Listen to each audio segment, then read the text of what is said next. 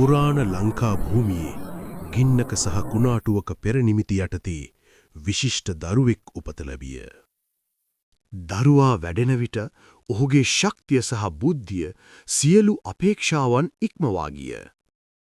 රාවණාගේ දැනුම පිපාසය ඔහුගේ ශක්තිය මෙන් දරුණු විය.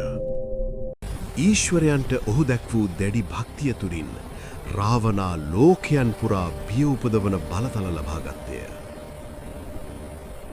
රාවණා සිහසුනට පත් වූ අතර ලංකාවේ බලවත්ම පාලකයා බවට පත්විය.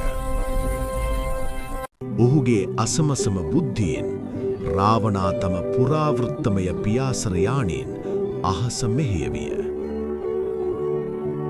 ඉන්දියාවේ රජු වූ රාමාගේ පෙම්වතියට ආදරය කිරීම රාවණාව ගැලවිය නොහැකි ගැටුම් මාවතකට මුදා හැරියේය.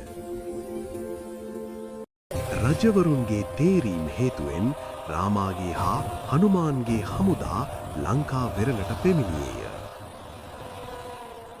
අහසත් පොළොවත් කම්පා කළ ගැටුමකදී රාවණා අසමසම ධෛර්යකින් සටන් කළේය. ඔහු සටනේදී ඇදවැටුණද රාවණාගේ දැනුම, භක්තිය සහ බලය පිළිබඳ උරුමය යුග ගණනාවක් පුරා පැවතුණි.